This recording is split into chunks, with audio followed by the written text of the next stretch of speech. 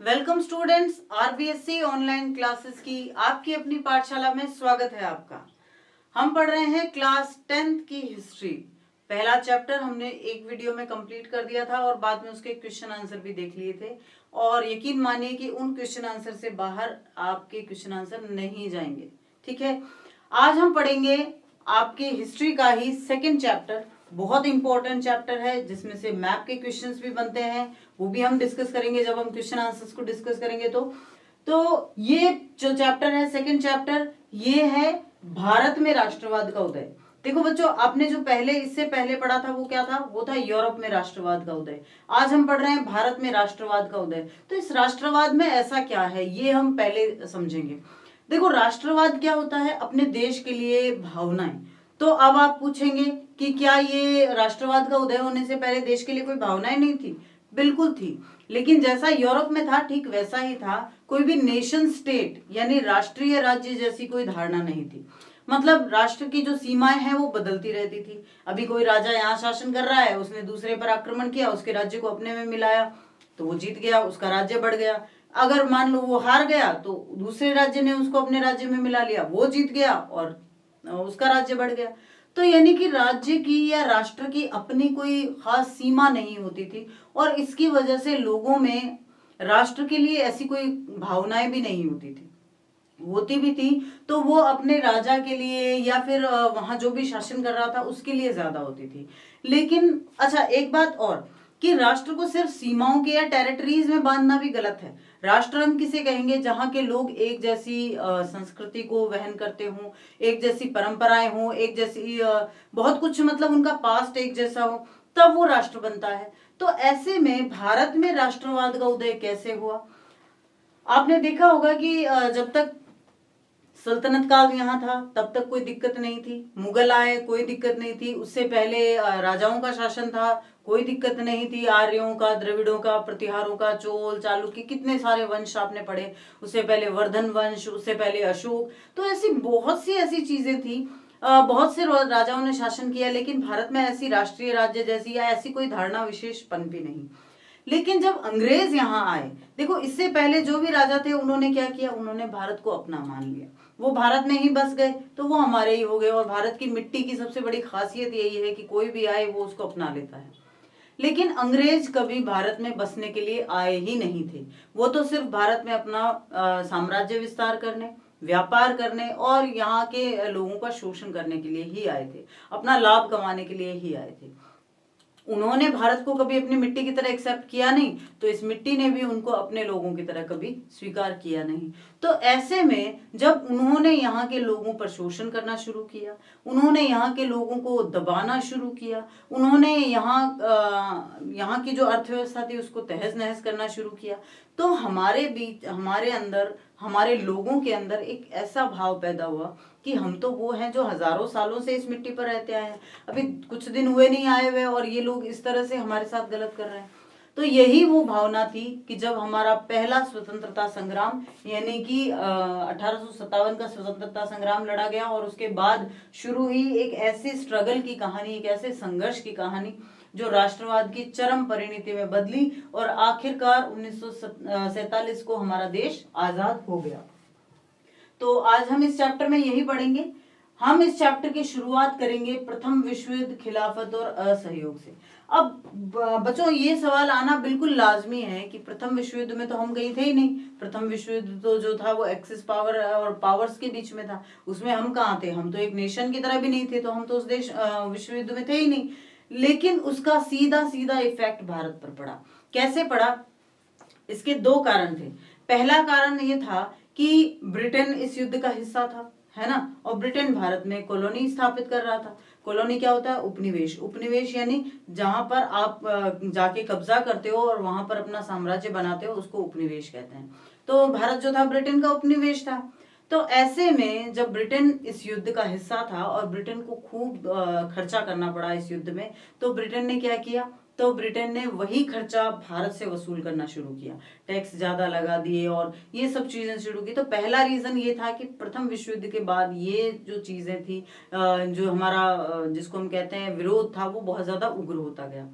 दूसरा रीजन था खिलाफत। खिलाफत क्या था? देखो, प्रथम विश्व युद्ध में जो देश हारे उनमें से तुर्की भी एक देश था। और तुर्की जो है, आपने हमेशा से पढ़ा होगा ऑटोमन एम्पायर वगैरह, तो तुर्की का जो खलीफा होता था वो मुस्लिमों का धर्म गुरु भी होता था और मुखिया भी माना जाता है पूरे विश्व के मुस्लिमों का। ठीक है, जिस तरह से पोप जो है पूरे विश्व के क्रिश्चियंस का मुखिया माना जाता है, धर्म गुरु माना जाता है, कुछ वही स्थिति तुर्की के खलीफा की विश्व के मुस्लिमों के मध्य थी। तो ऐसे में तुर्की को हराकर और खलीफा पद को समाप्त किया गया, तुर्की का विभाजन किया गया। ये सब चीजें जो हुई ये भारतीय मुसलमानों को बर्दाश्त नहीं हुई और इसी के विरोध में खिलाफत आंदोलन शुरू किया गया। तो यानी कि प्रथम विश्व युद्ध का सीधा सीधा प्रभाव हमारे देश पे पड़ा, हमारे देश के स्वतंत्रता संग्राम पे पड़ा। तो वहीं से शुरू करते हैं हम, प्रथम विश्व युद्ध, खिलाफत और असहयोग। बिल्कुल यहीं से इसी बात से शुरू करेंगे ताकि आपको समझ में आ जाए, शुरू से शुरू करके पढ़ेंगे। खिलाफत आंदोलन की एक पैन इस्लामिक और राजनीतिक विरोधी अभियान था। मतलब ये इस्लामिक अभियान था, इस्लाम धर्म से जुड़ा हुआ था, और दूसरा ये पॉलिटिकली भी बहुत ज्यादा कनेक्टेड था। आपको बता दें कि जब भारत में खिलाफत आंदोलन की शुरुआत हुई थी उस समय मुस्लिमों में भारी आकुलता थी। आकुलता का मतलब क्या था? बहुत अनरेस्ट था, बहुत ज्यादा जो है बेचैनी थी। क्यों थी? क्योंकि उनके पूरे धर्म गुरु का जो पद है वो समाप्त किया गया है, बहुत उनको वैश्विक स्तर पर दबाने की कोशिश की गई थी। उस समय मुस्लिमों में भारी आकुलता थी, जिसकी मुख्य कारण था केंद्रीय इस्लामी खिलाफत से मुसलमानों का गहरा संबंध, भावनात्मक लगाव और गहरा प्रेम। इसलिए खिलाफत आंदोलन को इस्लाम की रूह और मजहब की बुनियाद माना जाता है। The Khilafat movement was a pan-Islamic political protest campaign. Let us tell you that when the Khilafat movement started in India, at that time there was a lot of panic among the Muslims. The main reason for which was the deep connection, emotional attachment and deep love of Muslims with the central Islamic Khilafat. Therefore, the Khilafat movement is considered the spirit of Islam and the foundation of religion. और यही वजह थी कि ये जो खिलाफत movement था ये मुस्लिमों के लिए बहुत अहम साबित हुआ। वहीं ब्रिटिश शासन के प्रति बढ़ रहे क्रोध ने खिलाफत आंदोलन और असहयोग आंदोलन दोनों को जन्म दिया। दरअसल तुर्की ने प्रथम विश्व युद्ध में ब्रिटेन के खिलाफ हिस्सा लिया था। वहीं तुर्की पराजित देशों में से एक था, तो ब्रिटेन ने तुर्की के साथ अन्याय किया। At the same time, the growing anger towards the British rule gave birth to the Khilafat movement and the non-cooperation movement both. दोनों ही इसी की जो पैदाइश थे। Turkey took part in the First World War against Britain. Turkey was one of the defeated countries and Britain had done injustice to Turkey. अभी हुआ क्या खिलाफत मूवमेंट में? भारत में कौन कौन से मूवमेंट हुए या भारत में कौन सी गतिविधियां थी जो इंपॉर्टेंट रही थी? साल 1919 में, तो ये शुरू कब हुआ? 1919 में और खत्म हो गया था 1920 में। ठीक है, खिलाफत मूवमेंट। मोहम्मद अली और शौकत अली, जो कि अली बंधुओं के नाम से मशहूर थे, इनके साथ मौलाना अबुल कलाम आजाद, हसरत मोहानी समेत कुछ अन्य मुस्लिम नेताओं के नेतृत्व में तुर्की के साथ हुए अत्याचार के विरोध में खिलाफत आंदोलन या खिलाफत मूवमेंट चलाया गया। वहीं तुर्की के सुल्तान को खलीफा अर्थात मुसलमानों का धर्मगुरु भी माना जाता था। इसलिए तुर्की के साथ हुए अन्याय के मुद्दे को लेकर जो आंदोलन शुरू हुए उसे ही खिलाफत आंदोलन या खिलाफत मूवमेंट कहा गया। In the year 1919, under the leadership of Muhammad Ali and Shaukat Ali, who were popularly known as Ali brothers, ये आपको याद रखना है, along with the Maulana Abul Kalam Azad, Hasrat Mohani and some other Muslim leaders, Khilafat Andolan was launched in protest against the atrocities against Turkey. At the same time, the Sultan of Turkey was also considered to be the Khalifa, that is the religious leader of Muslims. Therefore, the movement that started regarding the issue of injustice done to Turkey was called as Khilafat movement or Khilafat Andolan. अब खिलाफत आंदोलन के परिणाम क्या निकले? देखो, इससे पहले 1919 में आप ये डेट्स को थोड़ा कंसीडर करके चलेंगे ना तो आपको समझ में आ जाएगा अच्छे से। इससे पहले 1919 में तो खिलाफत मूवमेंट शुरू हुआ, लेकिन इससे पहले 1905 में ब्रिटिशर्स ने एक बहुत गंदी बात की थी हमारे साथ कि उन्होंने धार्मिक आधार पर भारत का या बंगाल विभाजन किया था 1905 में। तो उस समय से भारत में क्या हुआ, जो हिंदू मुस्लिम है, हिंदू मुस्लिम एकता उस पर ग्रहण लग गया था, हिंदू मुस्लिम एकता खतरे में पड़ गई थी, ठीक है ना। तो ये जो गलती या ये जो घिनौना काम ब्रिटिशर्स ने किया था ना, इसका सीधा असर भारतीयों पर पड़ा। हिंदू और मुसलमानों के बीच में आपस में विश्वास का जो मुद्दा होता है, विश्वास कम हो गया था।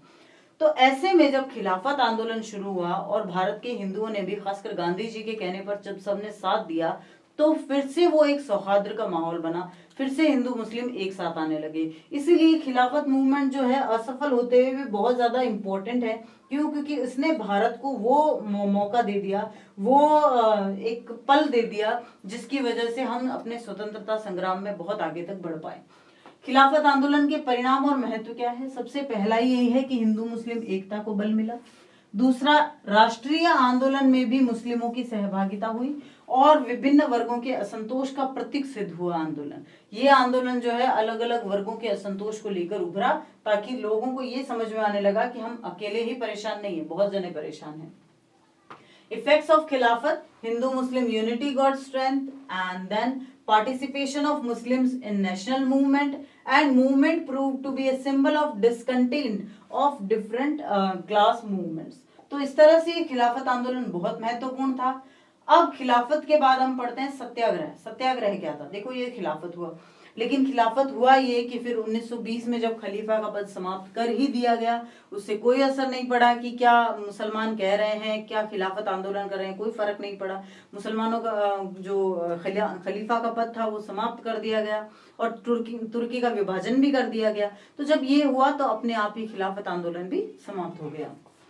जनवरी 1915 में महात्मा गांधी दक्षिण अफ्रीका से भारत लौटे और सत्याग्रह आंदोलन शुरू किया। यहाँ आपको ये पता चलना चाहिए कि सत्याग्रह आंदोलन की नींव जो है वो दक्षिण अफ्रीका में पहले ही रखी जा चुकी थी। महात्मा गांधी सत्याग्रह पर अपने प्रयोग पहले ही दक्षिण अफ्रीका में कर चुके थे, जहां पर रंग भेद की नीति थी, गोरे और काले के बीच में भेद किया जाता था। तो ये सब महात्मा गांधी वहां कर चुके थे। तो जब 1915 में वो भारत आए और उन्होंने सिचुएशंस देखी भारत की, तो उन्हें सत्याग्रह सबसे सही तरीका लगा। जनवरी 1915 में महात्मा गांधी दक्षिण अफ्रीका से भारत लौटे और सत्याग्रह आंदोलन शुरू किया। सत्याग्रह ने सत्य की शक्ति और सत्य की खोज की आवश्यकता पर बल दिया। महात्मा गांधी के अनुसार लोग अहिंसा के साथ एक ऐसी लड़ाई जीत सकते हैं जो सभी भारतीयों को एकजुट करेगी। 1917 में उन्होंने किसानों के दमनकारी वृक्षारोपण प्रणाली के खिलाफ संघर्ष करने के लिए प्रेरित करने के लिए बिहार के चंपारण की यात्रा की। और याद रखेंगे आप, चंपारण बिहार में है और चंपारण वो पहली जगह है जहां पर सत्याग्रह स्टार्ट हुआ। तो ये जो चीजें हैं ना कि 1915 में महात्मा गांधी भारत आए, या फिर सबसे पहले सत्याग्रह बिहार में चंपारण में शुरू हुआ, ये सब चीजें आपको याद रखनी है। अब अगर मैप भी आते हैं ना इस चैप्टर में से, तो इसी तरह आएंगे कि वो स्थान कहाँ है जहां सबसे पहले सत्याग्रह शुरू हुआ। तो ये चीजें आपको याद रखनी है कि चंपारण बिहार में सबसे पहले शुरू हुआ। उसी वर्ष उन्होंने गुजरात के खेड़ा जिले में किसानों का समर्थन करने के लिए सत्याग्रह का आयोजन किया। या दूसरा ये पूछा जा सकता है कि गुजरात में कहाँ शुरू किया। फिर 1918 में महात्मा गांधी कपास मिल श्रमिकों के बीच सत्याग्रह आंदोलन आयोजित करने के लिए अहमदाबाद गए। तो यानी ये 3 जो प्लेसेस हैं और उनकी टाइमिंग है वो आपको अच्छे से याद रखनी है।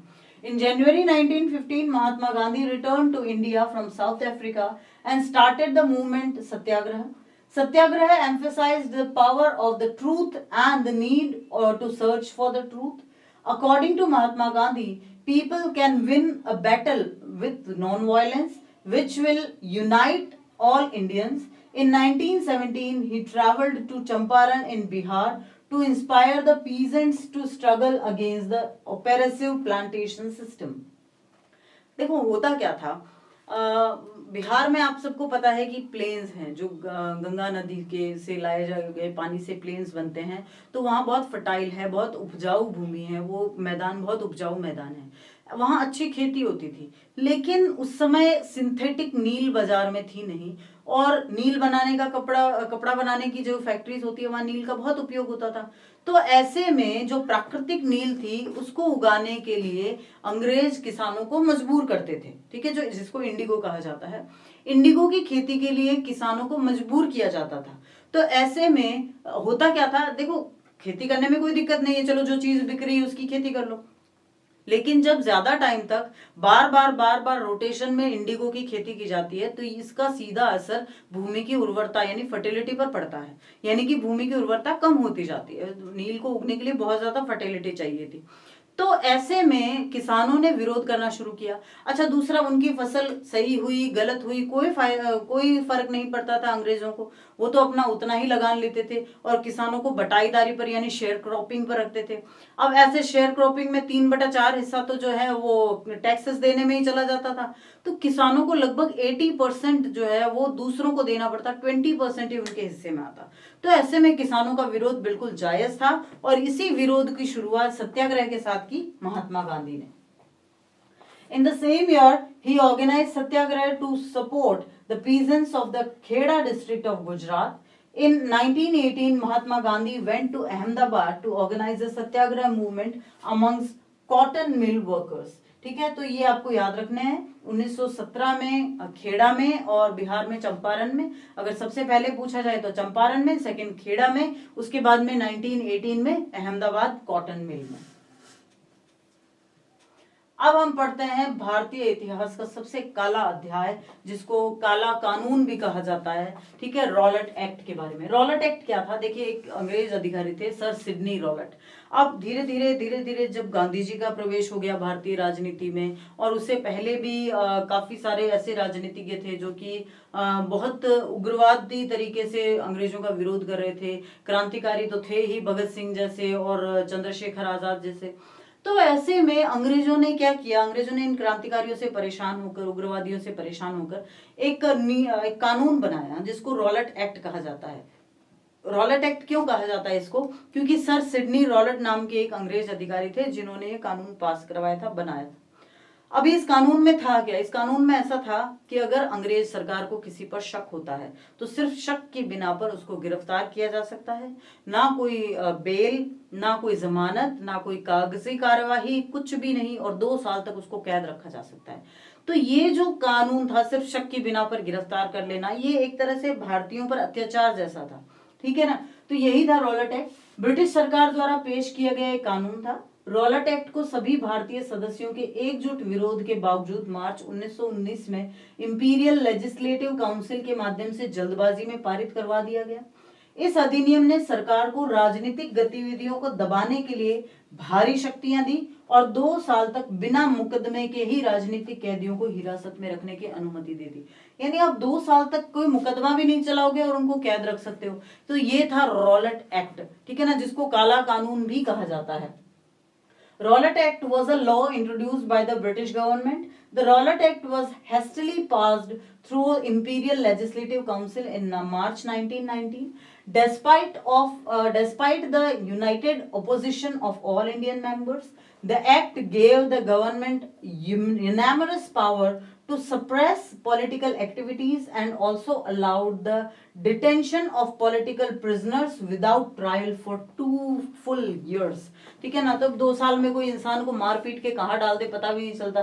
तो ऐसे में ये भारतीयों पर अत्याचार का एक बहुत जो है बड़ा हथियार हाथ लग गया था ब्रिटिशर्स के। अब हुआ क्या, ब्रिटिश सरकार ने लोगों के आक्रोश को देखकर राष्ट्रवादियों पर शिकंजा कसने का फैसला लिया था, है ना। लोग गुस्सा हो ही रहे थे ब्रिटिश सरकार से, तो ब्रिटिश सरकार ने ये फैसला ले लिया।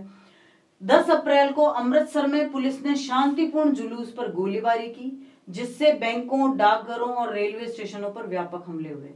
तो वहां पर अमृतसर में क्या किया गया, मार्शल लॉ लगा दिया गया और वहां की कमान किसको दे दी गई, जनरल डायर को दे दी गई थी। The British government decided to clamp down on nationalists by witnessing the outrage of the people. On 10th of April, police in Amritsar fired on a peaceful procession which provoked widespread attack on banks, post office and railway station. Martial law was imposed and General Dyer took command. ठीक है, यहाँ से ये कहानी शुरू होती है। फिर हुआ क्या, 13 अप्रैल को जलियांवाला बाग हत्याकांड हुआ। 13 अप्रैल 1919 को। देखो ये घटनाएं बिल्कुल क्रम से चल रही है, ठीक है ना। 1915 में गांधी जी भारत आए, 1917 में चंपारण में बिहार में पहला आंदोलन, 1918 में जो है कॉटन मिल अहमदाबाद में आंदोलन, 1919 में खिलाफत आंदोलन शुरू हुआ, 1919 में ही रॉलेट एक्ट पास किया गया मार्च 1919 में। उसके बाद अप्रैल 1919 में यानी 13 अप्रैल 1919 को जलियांवाला बाग हत्याकांड हुआ। तो ये सब बिल्कुल क्रम से चल रहा है, आपको ऐसे ही याद करना है। ये 13 अप्रैल को जलियांवाला बाग हत्याकांड हुआ। जलियांवाला बाग में भारी भीड़ जमा हो गई थी। वहां कुछ लोग तो सरकार के इन दमनकारी उपायों के विरोध में आए थे, कुछ बेचारे को पता ही नहीं था कि क्या मार्शल लॉ होता है, क्योंकि वो हर साल यही करते थे। आप सबको पता है 13 अप्रैल को बैसाखी का पर्व मनाया जाता है, जब पंजाब हरियाणा की तरफ जो फसलों की पहली बालियां काटी जाती है तो उनको जलाकर होलिका जिस तरह जलाते हैं वैसे ही बैसाखी का पर्व मनाया जाता है। तो वो पर्व मनाने के लिए आए थे, उनको इन चीजों से कोई लेना देना भी नहीं था। जनरल डायर ने सभी निकलने के जो रास्ते थे उनको अवरुद्ध कर दिया और भीड़ पर गोलियां चला दी। सैकड़ों लोग मारे गए। जलियांवाला बाग हत्याकांड के बाद लोग उग्र हो गए और हड़ताल पर चले गए। पुलिस के साथ संघर्ष और सरकारी भवनों पर हमले किए गए। महात्मा गांधी को भी अपना आंदोलन बंद करना पड़ा, क्योंकि ये एक हिंसक युद्ध में बदल रहा था और महात्मा गांधी हमेशा से ही अहिंसा के पक्षधर थे। On 13th April, the Jallianwala Bagh incident took place. A large crowd gathered in Jallianwala Bagh, where a few people came to protest against the government's new repressive measures, while some came to attend the annual Baisakhi fair. General Dyer blocked all the exit points and opened fire on the crowd, killing hundreds. After the Jallianwala Bagh massacre, people became furious and went on strike. Clashes with police and attack on government buildings. Mahatma Gandhi had called off the movement as it was turning into a violent war. और Mahatma Gandhi never wanted to be violent. He was always there in the support of non-violence.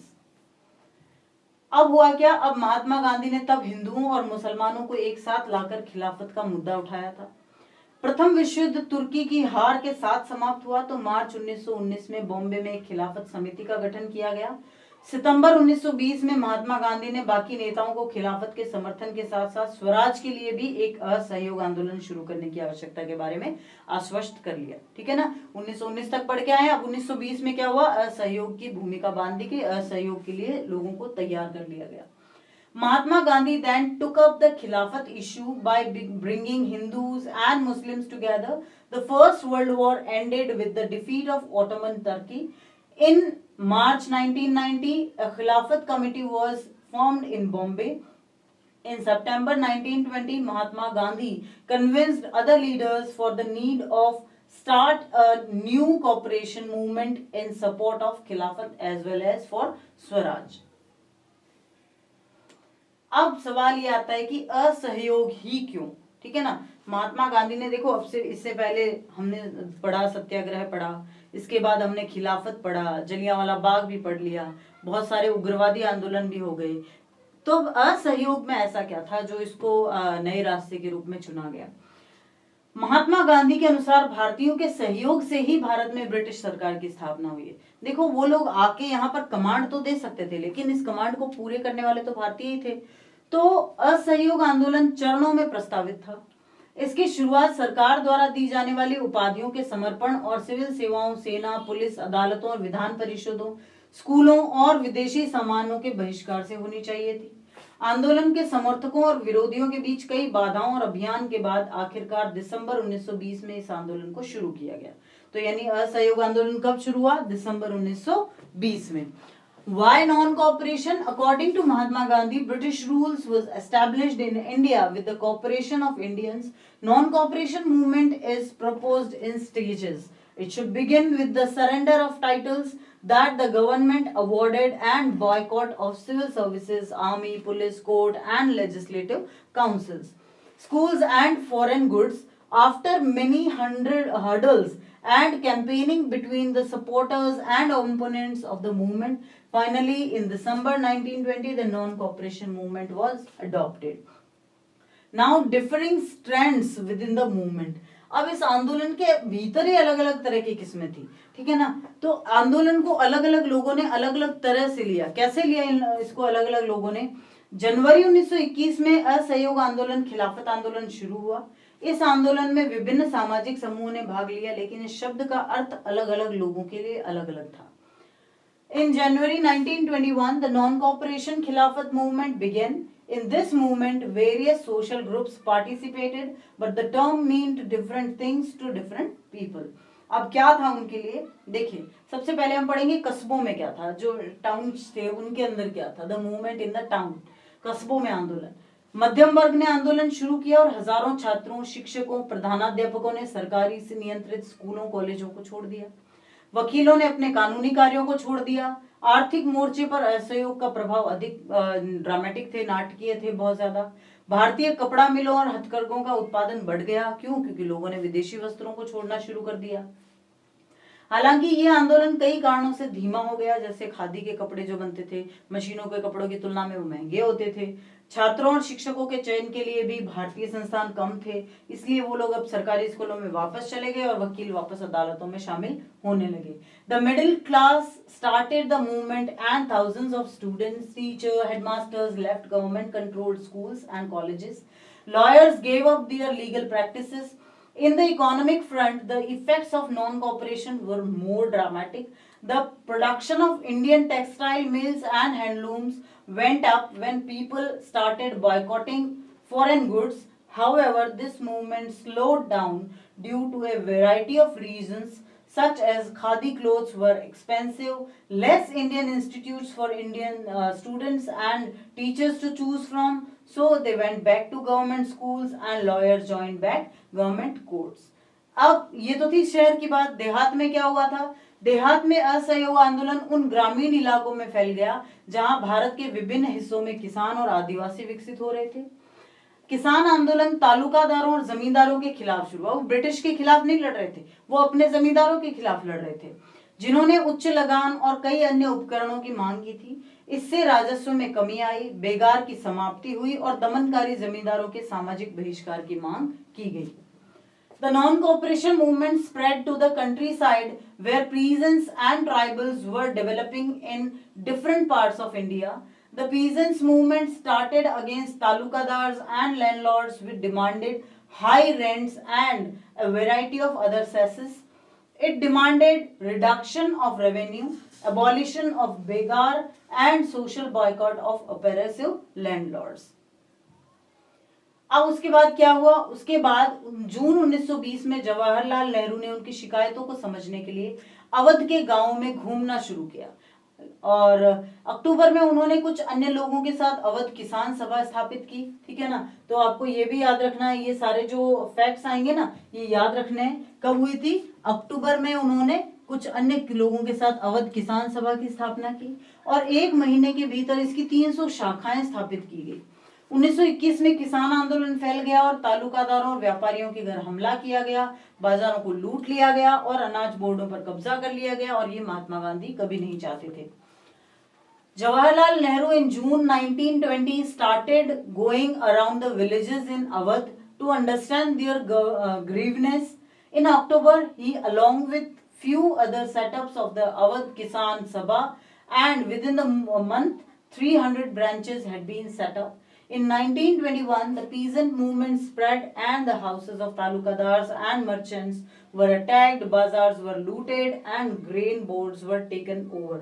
तो ये काफी दिक्कत वाली बात शुरू हुई और उसके बाद हुआ ये कि जब उन्होंने ये करना शुरू किया तो 1920 के दशक की शुरुआत में आंध्र प्रदेश के गुडेम हिल्स में एक उग्रवादी गुरिल्ला आंदोलन फैलने लगा। सरकार ने वन क्षेत्रों को बंद करना शुरू कर दिया, जिससे उनकी आजीविका प्रभावित हुई और अंत में पहाड़ी लोगों ने भी विद्रोह कर दिया, जिसका नेतृत्व अल्लूरी सीताराम राजू ने किया, जिन्होंने ये दावा किया कि उनके पास कई तरह की विशेष शक्तियां हैं। The early 1920s, a militant guerrilla movement started spreading in the Gudam hills of Andhra Pradesh. The government started closing down forest areas due to which their livelihood was affected, and finally the hill people revolted, which was led by Alluri Sitaram Raju, who claimed that he had variety of special powers. उसके बाद जो plantation था, जो बागान थे, बागानों में स्वराज का क्या अर्थ था? असम में बागान श्रमिकों के लिए स्वतंत्रता का अर्थ था स्वतंत्र रूप से अंदर और बाहर घूमने का अधिकार। क्यों? क्योंकि बागानों में जो श्रमिक जाते थे उनको बाहर जाने की परमिशन नहीं होती थी। एक बार जो आ गया वो जब तक खेती वाला काम कंप्लीट नहीं हो जाएगा तब तक बागान से बाहर भी नहीं जा सकता था। तो उनके लिए तो स्वतंत्रता का मतलब यही था कि हम आ जा सके, बस अपने घर जा सके, लोगों से मिल सके, फिर वापस आ सके, काम कर सके, फिर वापस जा सके, और उस गांव के साथ संबंध बनाए रखना जहां से वो आए थे। 1859 के अंतर्देशीय प्रवासन अधिनियम के तहत बागान श्रमिकों को बिना अनुमति के चाय बागानों को छोड़ने की अनुमति नहीं थी। असहयोग आंदोलन की खबर सुनकर हजारों मजदूर बागान छोड़कर अपने घर चले गए, लेकिन दुर्भाग्य से वो अपने गंतव्य पर कभी नहीं पहुंचे और पुलिस ने उन्हें पकड़ लिया, बेरहमी से पीटा, कई रास्ते में मर गए और बहुत ज्यादा उनके साथ ये एट्रोसिटीज की गई। For plantation workers in Assam, freedom meant right to move freely in and out and retaining a link with the village from which they had come. Under the Inland Immigration Act of 1960, plantation workers were not permitted to leave the tea garden without permission. After they heard of the non-cooperation movement, thousands of workers left the plantation and headed home. But unfortunately they never reached their destination and were caught by the police and brutally beaten up. ठीक है, तब ये हुआ। ये होने के बाद क्या हुआ? फरवरी 1922 में असहयोग आंदोलन वापस ले लिया। अब आप ये पूछेंगे कि ऐसा क्या हुआ कि जो इतना अच्छा आंदोलन चल रहा था, असम के बागानों के लोग उससे जुड़ गए, देहातों के लोग उससे जुड़ गए, किसान सभाएं जिन्होंने स्थापित कर ली, या फिर जो शहरों के लोग थे मध्यम वर्ग के वो जुड़ गए, तो असहयोग आंदोलन वापस क्यों लिया गया? इसलिए लिया गया क्योंकि 5 फरवरी 1922 को लाठीचार्ज हुआ, पहले किसानों पर और बाद में किसानों ने मिलकर एक थाने में आग लगा दी और उस थाने के अंदर लगभग 21 पुलिसकर्मी और एक थानेदार जो है वो जलकर मर गए। वहीं ऑन द स्पॉट उनकी मृत्यु हो गई। गांधी जी ये चीज सुन नहीं पाए, उनको ये बिल्कुल भी बर्दाश्त नहीं हुआ। क्यों? क्योंकि वो हिंसा के तो बिल्कुल ही पक्ष में नहीं थे। तो उन्होंने क्या किया? उन्होंने फिर असहयोग आंदोलन वापस ले लिया। फरवरी 1922 में असहयोग आंदोलन वापस ले लिया गया क्योंकि महात्मा गांधी को लगा कि ये हिंसक हो रहा है। कुछ नेता प्रांतीय परिषदों के चुनाव में भाग लेना चाहते थे। स्वराज पार्टी का गठन भी CR दास, चितरंजन दास ने और मोतीलाल नेहरू ने कर लिया था। 1920 के दशक के उत्तरार्ध में भारतीय राजनीति 2 कारकों से फिर आकार ले रही थी। क्या थे वो 2 कारक? पहला था विश्वव्यापी आर्थिक मंदी और दूसरा गिरती कृषि कीमतें।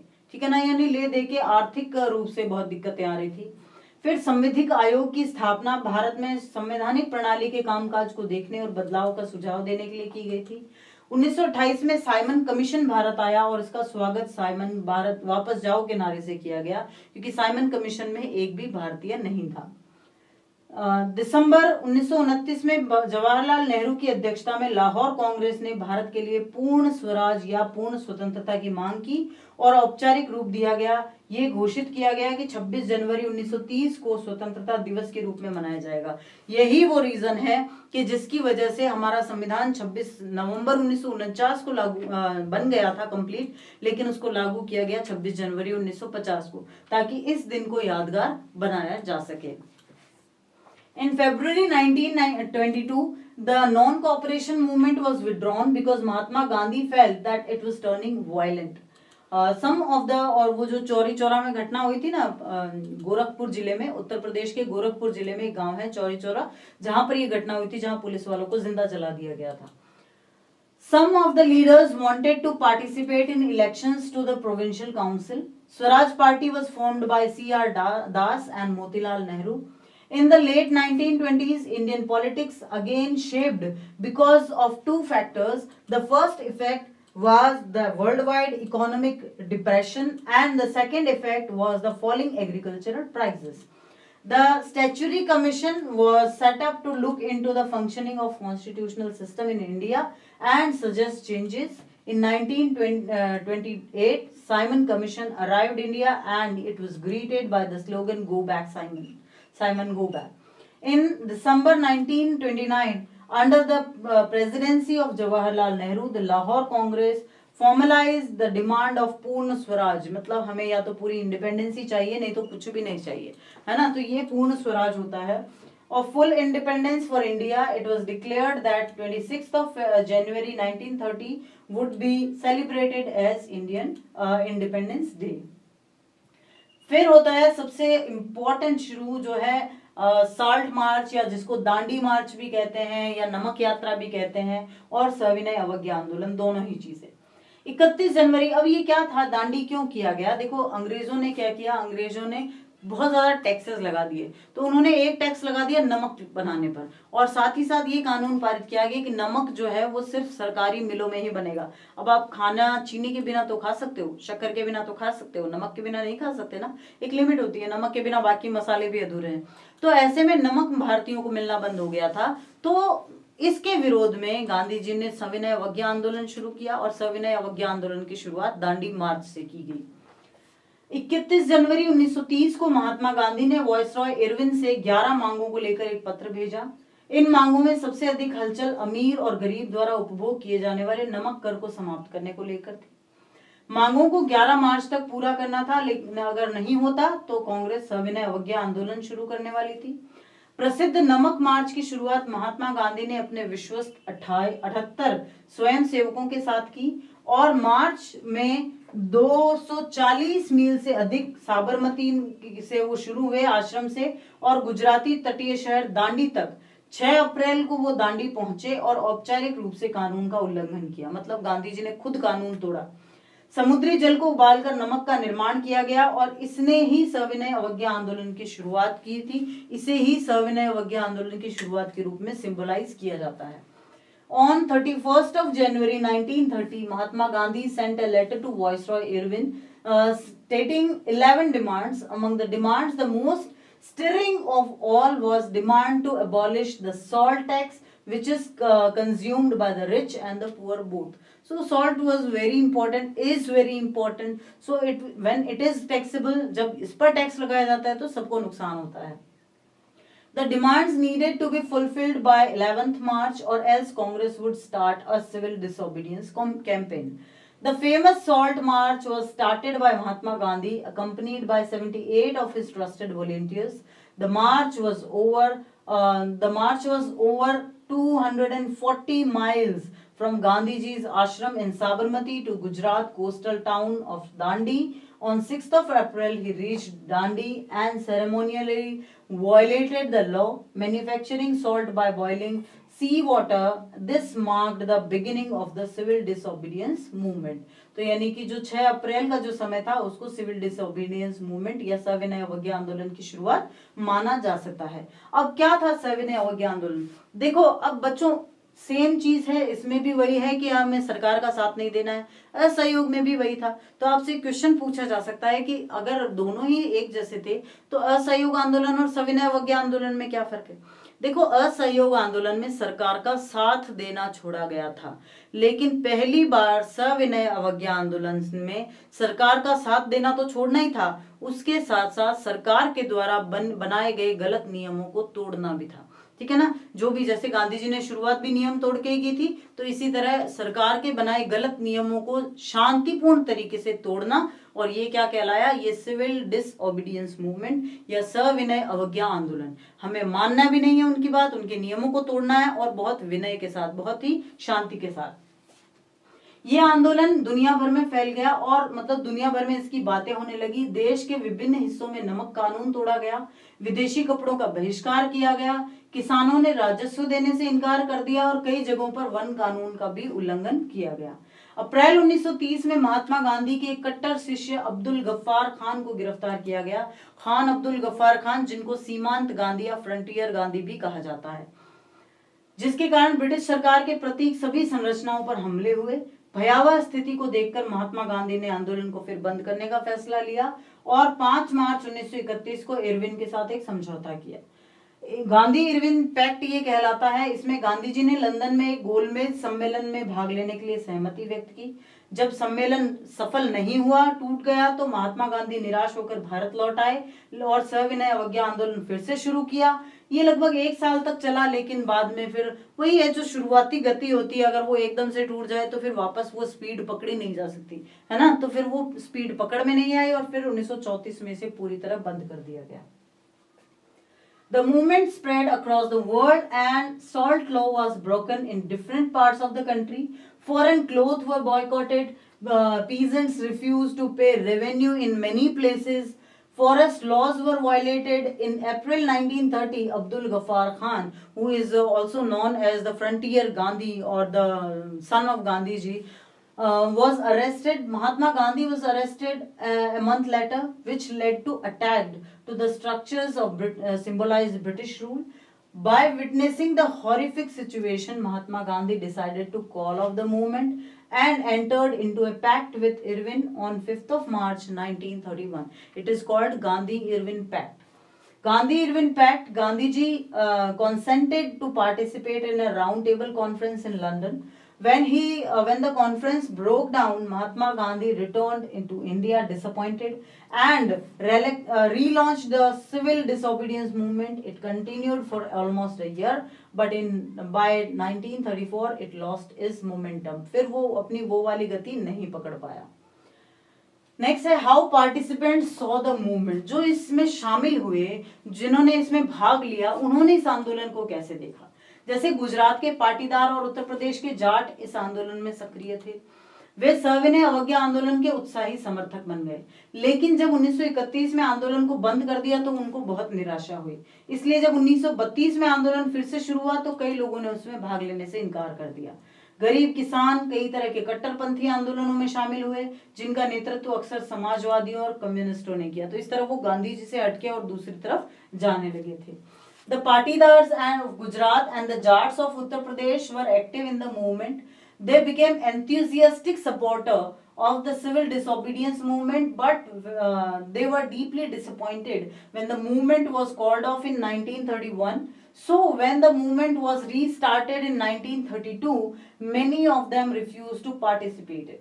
The poorer peasants joined variety of radical movements, often led by socialists or communists.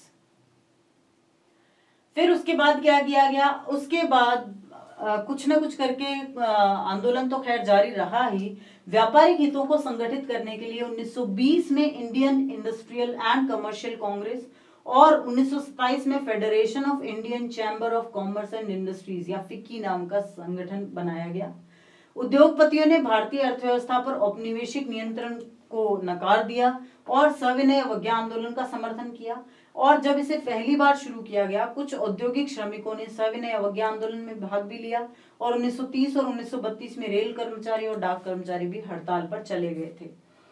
To organize business interests, the Indian Industrialist and Commercial Congress in 1920 and the Federation of Indian Chamber of Commerce and Industries, means FICCI, in 1927 was formed. The industrialists attacked colonial control over the Indian economy and supported the civil disobedience movement when it was first launched. Some of the industrialist workers participated in the civil disobedience movement.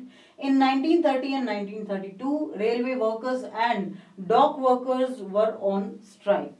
उसके बाद सविनय अवज्ञा आंदोलन की एक सबसे महत्वपूर्ण विशेषता थी महिलाओं की बड़े पैमाने पर भागीदारी। इससे पहले जो भी आंदोलन हुए उसमें महिलाएं बहुत कम शामिल थी तो सही, लेकिन बहुत कम शामिल थी। लेकिन लंबे समय तक कांग्रेस महिलाओं को संगठन के भीतर अधिकार के किसी भी पद पर रहने की अनुमति देने की अनिच्छुक थी। Another important features of the civil disobedience movement was the large-scale participation of women, but for a long time Congress was reluctant to allow women to hold any position to authority within the organization. अब ये बहुत important topic है जो आपको याद रखना है कि सविनय अवज्ञा आंदोलन की सीमाएं क्या है। अछूत कहे जाने वाले दलित स्वराज की अवधारणा से प्रभावित नहीं हुए। महात्मा गांधी उन्हें हरिजन या ईश्वर की संतान कहते थे, जिनके बिना स्वराज की प्राप्ति नहीं हो सकती थी। तो उन्होंने अछूतों के लिए सत्याग्रह का आयोजन किया, लेकिन वो समुदाय की समस्याओं के एक अलग समाधान के इच्छुक थे। उन्होंने शिक्षण संस्थाओं में आरक्षित सीटों और अलग निर्वाचक मंडल की मांग की। तो यहाँ कहीं ना कहीं जो है सेपरेशन आना शुरू हो गया था। Dalits, addressed as untouchables, were not moved by the concept of Swaraj. Mahatma Gandhi used to call them Harijans or the children of God, without whom Swaraj could not be achieved. He organized Satyagraha for the untouchables, but they were not keen on different political solutions to the problems of the community. They demanded reserved seat in educational institutes and separate electoral. Doctor B R Ambedkar ने 1930 में दलितों को दलित वर्ग संघ में संगठित करने वाले दूसरे गोलमेज सम्मेलन में दलितों के लिए अलग निर्वाचन मंडल की मांग को लेकर महात्मा गांधी से उनकी भिड़ंत हो गई। मतलब वो महात्मा गांधी से उस बात को लेकर काफी उनका विवाद हो गया। सितंबर 1932 के पूना पैक्ट में दलित वर्गों और जिनको बाद में अनुसूचित जाति के रूप में जाना गया था, उनको प्रांतीय और केंद्रीय विधान परिषदों में आरक्षित सीटें दे दी गई। असहयोग खिलाफत आंदोलन के पतन के बाद मुसलमान कांग्रेस से अलग थलग महसूस करने लगे थे, जिसके कारण हिंदू और मुसलमानों के बीच में भी संबंध खराब हो गए थे। तो यहाँ सीमाओं का मतलब क्या है? सीमाओं का मतलब कहाँ आकर सिविल डिसोबीडियंस मूवमेंट जो है धीमा पड़ गया था।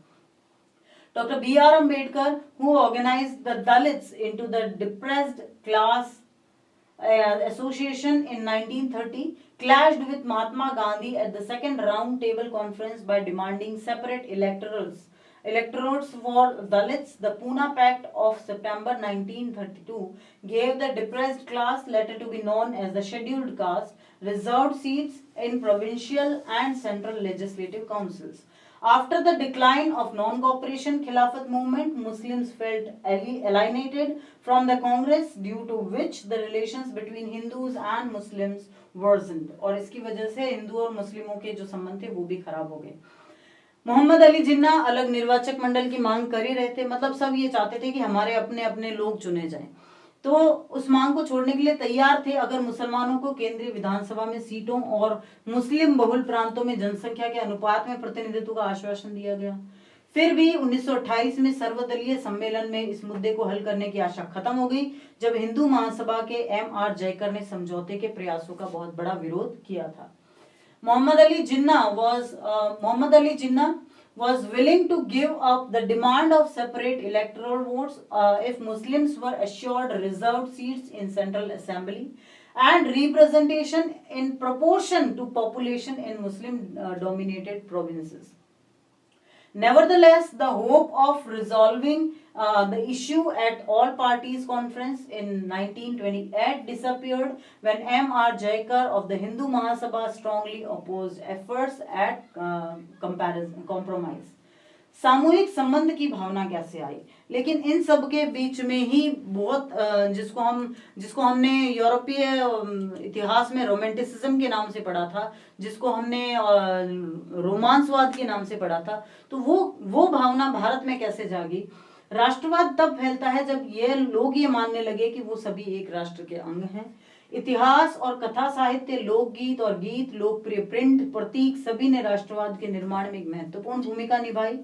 अंत में 20वीं शताब्दी में भारत की पहचान भारत माता की छवि के साथ नेत्रहीन रूप से जुड़ी हुई थी। थोड़ा मतलब वो आंखों पर पट्टी बांधे हुए आप देखते हो ना, तो कुछ वैसे जुड़ी हुई थी। बंकिम चंद्र चट्टोपाध्याय ने छवि बनाई और 1870 के दशक में उन्होंने मातृभूमि के लिए एक भजन के रूप में वंदे मातरम लिखा, जो आज भी हमारा राष्ट्रीय गीत है। राष्ट्रगान नहीं है, राष्ट्रीय गीत है। Nationalism spreads when people begin to believe that they are all part of the same nation. History and fiction, folklore and songs, popular prints and symbols all played a part in the making of nationalism.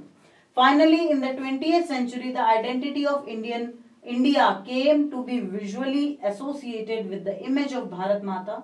Bankim Chandra Chattopadhyay created the image, and in the 1870s he wrote Vande Mataram as a hymn to the motherland. और उसके साथ साथ क्या हुआ?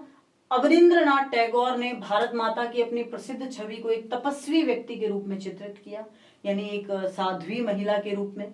वो एक शांत, रचित, दिव्य और आध्यात्मिक है। 19वीं सदी के उत्तरार्ध में राष्ट्रवादियों ने बॉर्डो द्वारा गाई जाने वाली लोक कथाओं को रिकॉर्ड करना शुरू किया और उन्हें लोक गीतों और किंवदंतियों को इकट्ठा करने के लिए गांव-गांव का दौरा भी किया। बंगाल में स्वदेशी आंदोलन के दौरान एक तिरंगा झंडा जिसमें लाल, हरा और पीला डिजाइन किया गया था, इसमें ब्रिटिश भारत के 8 प्रांतों का प्रतिनिधित्व करने वाले 8 कमल और हिंदुओं मुसलमानों का प्रतिनिधित्व करने वाला एक अर्धचंद्र था। 1921 तक गांधी जी ने स्वराज का ध्वज यानी कि एक तिरंगा जिसमें लाल, हरा और सफेद रंग था वो डिजाइन किया और केंद्र में एक चरखा रखा जो स्वयं सहायता के गांधीवादी आदर्श का प्रतिनिधित्व करता था। Abanindranath Tagore painted his famous image of Bharat Mata, portrayed as an ascetic figure. She is calm, composed, and divine and spiritual. In late 19th century, Indian nationalists began recording folk tales sung by bards, and they toured villages to gather folk songs and legends. During the Swadeshi movement in Bengal, a tricolor flag which was consisted red, green and yellow was designed, which had 8 lotuses representing 8 provinces of British India and a crescent moon representing Hindu and Muslims. By 1921, Gandhi ji designed the Swaraj flag, a tricolor red, green and white, and had a spinning wheel in the center representing the Gandhian ideal of self-help. अब इस chapter का निष्कर्ष क्या निकलता है, conclusion क्या निकलता है, हमने जो पढ़ा 20वीं शताब्दी के पूर्वार्ध में स्वतंत्रता संग्राम के लिए भारतीयों के भिन्न कई समूह और वर्ग एक साथ आए। महात्मा गांधी के नेतृत्व में कांग्रेस ने मतभेदों को सुलझाने और ये सुनिश्चित करने का प्रयास किया कि एक समूह की मांगे दूसरों को अलग ना करे। दूसरे शब्दों में जो उभर रहा था वो एक ऐसा राष्ट्र था जिसने कई आवाजें औपनिवेशिक शासनों से मुक्ति चाहती थी। So the conclusion can be said as in the first half of the 20th century, various groups and classes of Indians came together for the struggle of independence. The Congress, under the leadership of Mahatma Gandhi, attempted to resolve differences and ensure that the demand of one group did not alienate another. In other words, what was emerging was a nation with many voices wanting freedom from colonial rule. ठीक है, तो अब आप कहेंगे कि आपने ma'am independent तक तो नहीं पढ़ाया, हमें पढ़ना क्या था, हमें पढ़ना था the rise of nationalism in India, Bharat में राष्ट्रवाद का उदय कैसे हुआ। तो ये टाइम आते आते भारतीयों के बीच में जो है भारत की जो भावना है वो बिल्कुल अच्छे से उभर चुकी थी। हमने यही चीजें यूरोप में भी देखी कि किस तरह से उन्होंने पर्सोनिफिकेशन किया, व्यक्तिकरण किया अपने भावनाओं को, ठीक वैसे ही भारत में भी भारत माता का चित्रण होने लगा। ये सब चीजें जो थी वो हमारे राष्ट्रवाद के उभार में सहायक बनी। तो इसके साथ ही ये चैप्टर यही खत्म होता है और ये वीडियो भी। जल्दी ही मिलते हैं इस चैप्टर के ऐसे क्वेश्चंस के साथ जिनके बाहर आपके पेपर में कोई क्वेश्चन नहीं आएगा। तो इंतजार कीजिए वीडियो का, जल्दी ही मिलेंगे। Thank you.